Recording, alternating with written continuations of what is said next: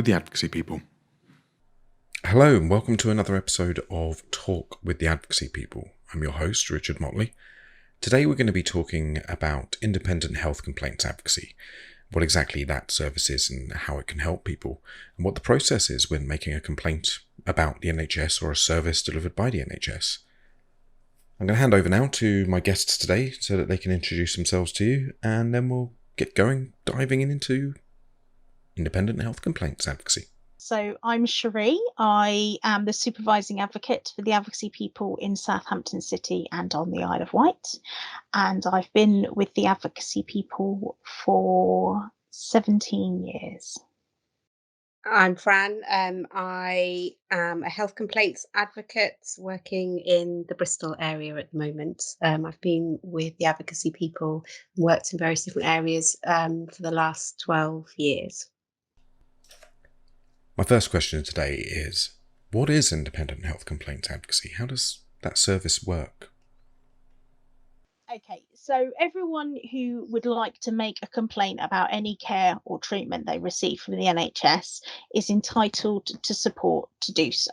That support comes in the form of an advocate. So it's an advocate's job to help someone have their voice heard. And the advocacy service for health complaints is there to guide people through the health complaints process and to provide them with as little or as much support as they require. So some people will do the complaint all by themselves and perhaps contact us for a little bit of information or ask us to read a letter they've written.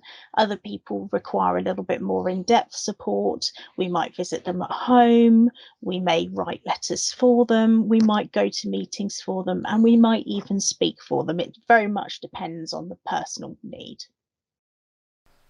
We can't ignore the fact that COVID-19 has affected our NHS service. So I've got a couple of questions I'd like to start off with around that. Has COVID-19 impacted the NHS complaints process? Are they still accepting complaints? If they are, has it impacted how long complaints are taking to sort of process? And if they are accepting complaints, are they accepting complaints about other services, or is it only things related to COVID-19 that they're accepting complaints about at the moment? So the NHS is absolutely still accepting complaints and has been largely throughout the pandemic. Obviously, I think you have to be realistic about the impact on frontline services. And so everything's been a little bit more delayed and will probably continue to be just because of all the fallout from the pressure on services. But yeah, I mean, they're still accepting and investigating complaints about anything and everything to do with NHS services. I think just following on from Francis there, one of the main areas we found a little bit of a delay is around what we would call a local resolution meeting. So a meeting to discuss the complaint and trying to resolve the situation and find out how it can be fixed. These meetings have been delayed somewhat, although the NHS has become very good at undertaking those meetings in video conference format, which of course we support, but that isn't always suitable for all patients. So there has been a little bit of a delay in that area. Making a complaint can be quite a daunting process. In your experience, what challenges have clients faced when wanting to make a complaint? What barriers have they come up against? I can imagine people might be worried that if they make a complaint about ongoing treatment or some treatment they've had in the past, that they might not get a good service in the future, that they might have annoyed some doctors and therefore they might not get treated fairly. So making a complaint about the NHS should never adversely affect the care that you receive. That's very clear. Your complaint will always be held separately to your medical records. And at times we found that making a complaint can actually benefit the care that you're receiving. Can't guarantee it, but sometimes it has a positive impact. It should never have a negative impact on the care you receive. Following on from that, we know that the NHS does a fantastic job, but we also hear in the media the NHS service suffers from a lack of funding. With that in mind, is it right for us to be making complaints about the service that largely we receive for free? I think the NHS is a fantastic service, and like you say, it is a service that many of us benefit from completely free of charge. But the NHS has made it clear that they welcome complaints. Complaints are actually a positive way to highlight issues and drive improvements in service. We see definite improvements as a result of complaints, and the NHS will quite often say they won't necessarily know there's a problem unless somebody tells them about it. So while it can feel like it's a negative thing to do, actually what you're doing by making a complaint is improving the NHS service for everyone. So does making a complaint to the NHS make a difference? I know a lot of people often resign themselves to, well, mistakes were made. It happened in the past. The NHS is such a big organisation. It's not going to make any difference if I do make a complaint. It's a drop in the ocean sort of thing.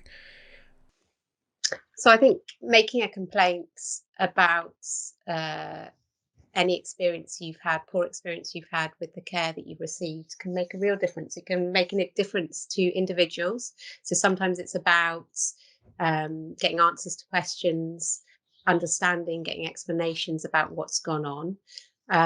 And sometimes it can make a real difference to the system as a whole, as Cherie mentioned before. So it can drive changes in the way that the service is delivered. I mean, as we've said before, the NHS is an amazing organisation, but like anywhere, there's always room for improvement, and sometimes making a complaint is the only way that happens. So diving a little deeper into that, can you give any examples of how making a complaint can benefit the person making the complaint, or how it can actually benefit the organisation we're complaining about? So I've got a good example of one that I had a little while ago. We had a gentleman contact us because he had been diagnosed with prostate cancer, and that hadn't been recorded properly on his GP record. So that was quite important, because what happens is when it is recorded properly onto the GP system, that then causes a program to provide an automatic 6-monthly invitation to a patient for something known as PSA testing.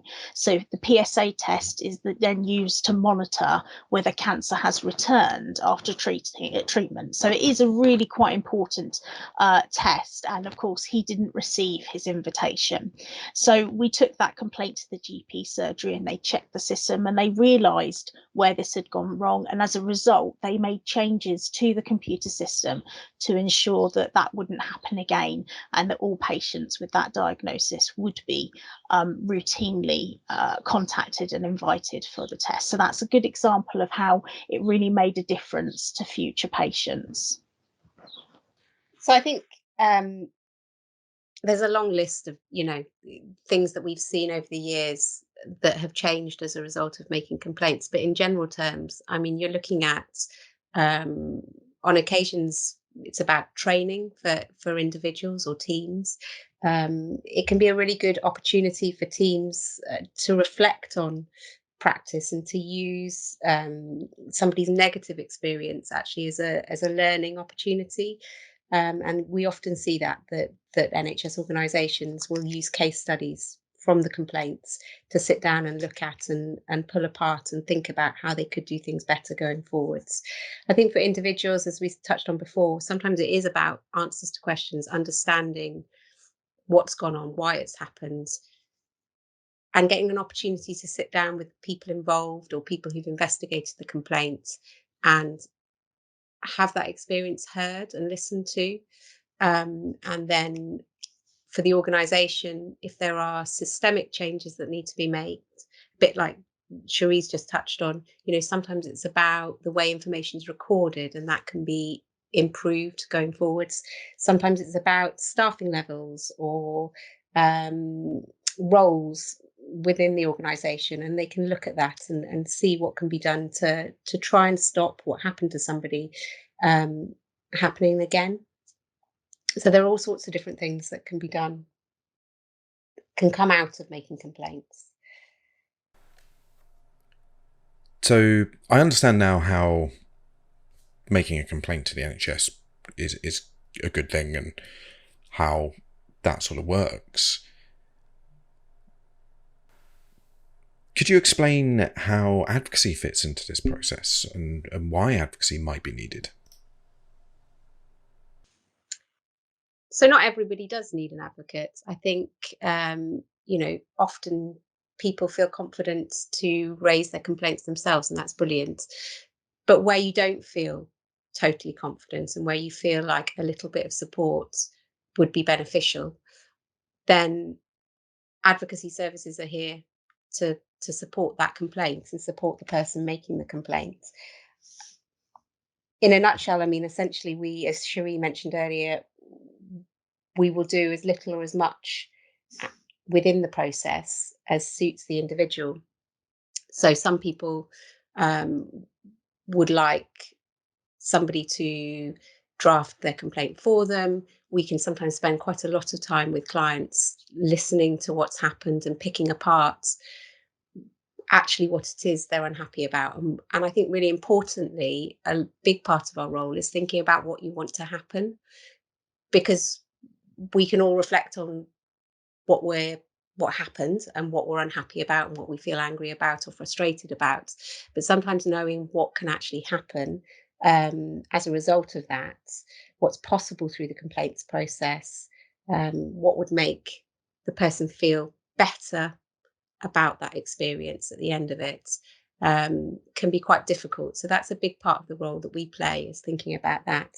And then I think from there it's navigating the process, because it is a process, and you have to know where to take your complaint, what to do, what to say. And at the Advocacy People, we have a self-help information pack, which includes a lot of that information for people who are happy to kind of then advocate from there on in. But I think when we're working with clients, it's often about sort of traveling with that person through that process and just being a support. And as I say, lending as much or as little support through that as the individual would like. Okay, so it's not a case of an advocate just jumping in and taking over and making the complaint for somebody. It's more of a case of them working alongside somebody who's making a complaint, helping them to do that. Or even just helping to provide the information to help people to self-advocate. I think that's a really good point, actually, Richard, because quite often people will think of advocates as somebody who does the investigating of the complaint or somebody who takes it on for them like a lawyer. But it should be noted that really advocacy people will not make a decision about your complaint. They will only support your decision. They don't give their own opinions, because at the end of the day, the only voice that matters is that of the complainant. So while we're there purely to give that practical support, make sure the person's voice is heard, we're not there to take it away from them. In that way, we would be taking away their ability to handle things, and we're there to support that ability. So now that we understand the advocacy process and the NHS complaints sort of process a bit, if somebody does want to use an advocacy service to help them with their complaint, is it going to cost them anything?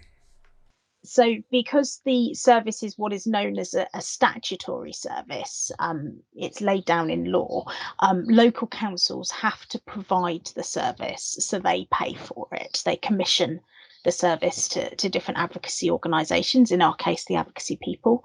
And that means that the public does not have to pay for a health complaints advocate. So this is a free-to-access service. So anyone that wants to get advocacy from the Advocacy People, it's free for them to do so. Completely free. Could you give me an outline of what the process is? I think you mentioned earlier local resolution meetings and things like that. So essentially, you have to raise your complaint with the organisation you're making the complaint about. And we would normally do that in writing to the chief executive, although you can also often contact the organisation directly, and they can take that complaint over the phone. Francis, when you say the organisation, are you referring to just the NHS, as it were? So the way the NHS is structured is that all services are provided by different numbers and numbers of different organisations. So you have big hospital trusts, and you have community healthcare that cover pharmacies and district nursing services and physio services, and you have GP practices who are individual kind of standalone organisations. Um, so when you make your complaint either to the organisation you're complaining about, so whether that's the GP practice, the pharmacy, the health trust, the mental health trust, or you can also make that complaint to the organisation that commissions them, so pays for those. So with all primary care services like GPs, that would be NHS England. So you have a little bit of choice in terms of where you take that complaint, but essentially you're making the complaint to the organisation you're complaining about in the first instance. And to begin with, they will investigate that themselves, and then they will respond to you, generally in writing initially, although often you have the opportunity to talk to them or meet with them potentially before that. And then once you have your final response from them, you can often also arrange what we've talked about before as a local resolution meeting, where you can get together with the organisation, and if you have an advocate, they can come along with you, and you can talk to them about your concerns, about your outstanding concerns. How long ago can we go back when we're wanting to make a complaint? So if I only just found out that advocacy existed, I'd never felt able to make a complaint myself. I've just found out about advocacy, and something happened to me 4 years ago, and I'd like to make a complaint about it. Is that possible? Okay, so the legislation around the complaint process, the procedure says that you can only complain about something that happened within the last 12 months, or that you became aware of in the last 12 months. So something might have happened longer ago than that, but you've only just received your medical records, or you only just had to have surgery to fix a problem, something like that. Now, the NHS will provide a small amount of leeway on that if you can provide a good reason for why you haven't complained sooner. For example, you were really poorly or something. But they won't accept anything that was 5 years ago or 4 years ago or so on. The main reason for that is actually because once a certain amount of time period goes by, the NHS has to rely on their written records to answer a complaint. Those records will be very perfunctory and fairly brief, and they won't be able to ask staff to remember certain interactions because too much time has passed, and because NHS staff generally see thousands of patients, and therefore would find it very difficult to remember individual conversations.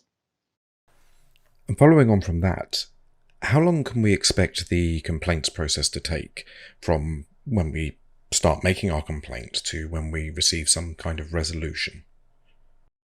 So it's quite variable. There's no legislation about how long it should take an NHS organisation to respond to a complaint. When the complaint goes in, I'd say on average, it can take a couple of months before you get a response. But the process of local resolution, so if you then go to meet with the trust, if you then go to have those further conversations about continued concerns, that can obviously take a bit longer. The thing we didn't actually touch on when we were talking about the process was the fact that once you complete what we call local resolution, so that's the conversation about the concern with the organisation involved, you have the opportunity to take your complaint to the ombudsman, so the health service ombudsman, and they act as the independent part of the process. So you have the right to have your complaint considered by them. It doesn't mean to say they'll investigate everything, but they will consider your complaint and look at whether what the NHS has done and said in response to your complaints is reasonable and proportionate. And if they feel it's not, then they'll make certain recommendations to that organisation in terms of what they feel they should be doing. Now, if I understand this correctly, what you're talking about here is if I wasn't happy with the resolution I was given at the end of the complaints process, that's when I could go to the ombudsman to sort of escalate it further? So you go to the ombudsman when local resolution is completed. So if the organisation provided a first response letter and that raised new questions that you hadn't asked, you would have to take those questions back to the organisation involved. But if they've answered your complaint and they've provided an answer to all your questions, and you are unhappy with that response because you disagree with it, at that point you'd be looking at taking your complaint to the ombudsman. And again, am I right in thinking that the ombudsman's response, their decision, is sort of final? That's where the line is then drawn. It is essentially, I mean, within the complaints process, there is an option to take to judicial review, but that only happens in a very, very small number of cases, and it's not something that we as an advocacy organisation can support. I think one of the key points actually with the ombudsman to remember is that there is an expectation on their parts that complaints are brought to them within 12 months as well.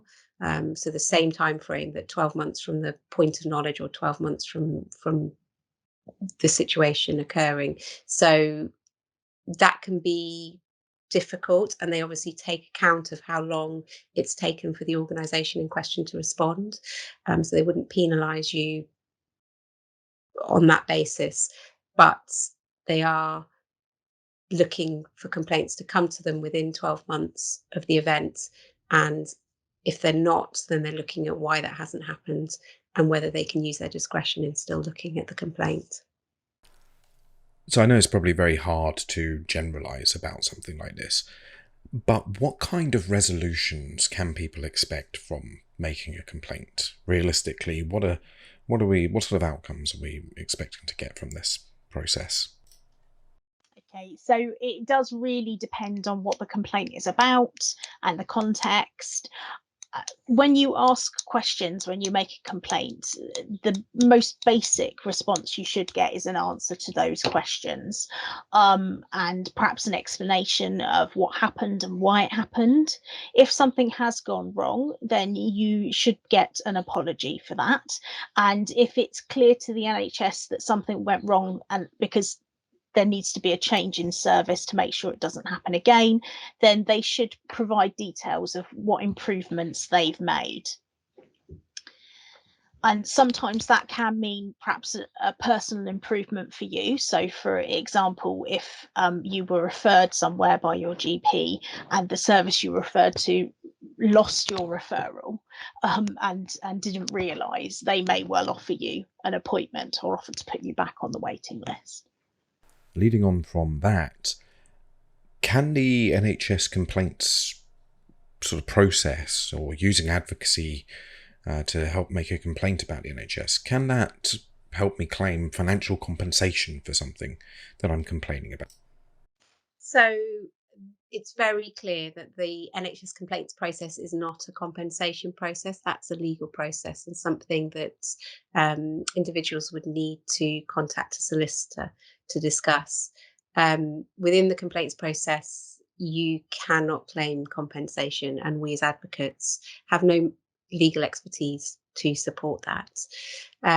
It is possible within the complaints process to access something called financial remedy or redress. But when you're talking about financial remedy, you're talking about much smaller amounts of money, and generally it's about reimbursing direct costs that have incurred because of the failure that you've complained about. So an example would be, for instance, if you have taken a train or a taxi and you've paid for transport to your GP practice, and when you got there, you were told that actually the appointment had been cancelled and nobody had notified you of that. And then they might look at, if they acknowledge that failing was their responsibility, they might then consider reimbursing you for the cost of that transport. There are obviously other examples as well, but it is along those sorts of lines. It's about reimbursing you, to put you back into the position you would have been had you not experienced the failing. Well, I think it's quite clear from our discussions today that making a complaint about the NHS should not be seen as a negative thing that we're doing. It's highly beneficial to the organisation to help them check that the services they're delivering are working as intended. How can people help spread the word of advocacy to help raise awareness that this is a positive thing and that there is help available when people need it? I think there definitely are two things that you can do there. Feedback to the NHS is really important, and that can be negative and positive feedback. And let them know what's really working, what's going well, the good experience you had, and as well as let them know the things that perhaps didn't work so well and how that might have affected you and anyone you know. But I think also it is important to spread the word about the advocacy services available. They're available everywhere in the UK. They are all free of charge for health complaints advocacy. And the more people know about it, the easier it will be for people who need that little bit of extra support to be able to get in touch and have that. And finally, I just want to say a really big thank you to both of you today for taking time out of your busy days to chat to me about this and to help clarify what exactly Independent Health Complaints Advocacy is and how it works. It's been an absolute pleasure. Thank you very much indeed. It's our pleasure. Thank you. Thank you.